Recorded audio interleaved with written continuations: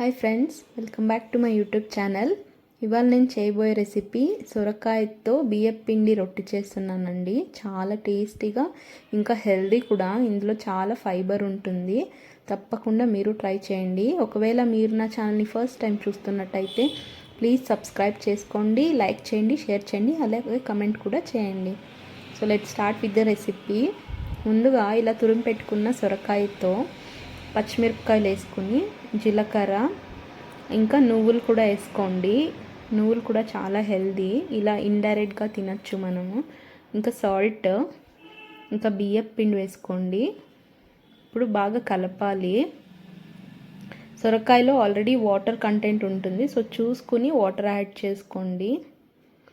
రొట్టె మనం తట్టేలాగా కన్సిస్టెన్సీలో కలుపుకోవాలి, అది బ్రేక్ కాకూడదు. నేను ఇక్కడ ఆడి యూనిరాప్స్ అని ఒక బేకింగ్ షీట్ యూస్ చేస్తున్నాను. నేను ఎప్పుడు రొట్టె చేసినా ఇదే యూస్ చేస్తాను. అలాగే నేను రోటీ ప్రెస్ కూడా యూస్ చేస్తాను నార్మల్గా రొట్టెలు చేయడానికి.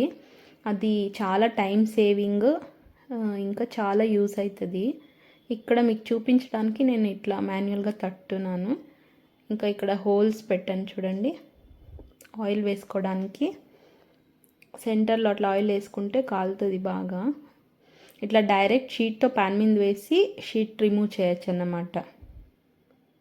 ఇంకా బాగా కాల్చుకోవాలి, కొంచెం బ్రౌనిష్ కలర్, గోల్డెన్ కలర్ వచ్చేంత వరకు 2 సైడ్స్ మూత పెట్టి 2 సైడ్స్ బాగా కాల్చుకోండి. ఇంకా సొరకాయని ఆనపకాయ అని కూడా అంటారు అనుకుంటాను. చాలా హెల్దీ అండి, దాంట్లో చాలా ఫైబర్ ఐటమ్ ఉంటుంది.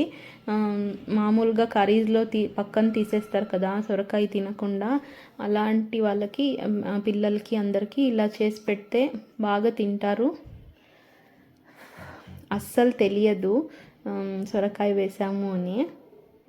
చూడండి ఎంత బాగా వచ్చిందో, చాలా టేస్టీగా ఉంటుంది. దీంతో టొమాటో కారంలో తింటుంటే సూపర్ అసలు. తప్పకుండా ట్రై చేయండి, అలాగే కామెంట్ చేయండి ఎలా ఉందో అని. చూడండి ఎంత బాగా వచ్చింది,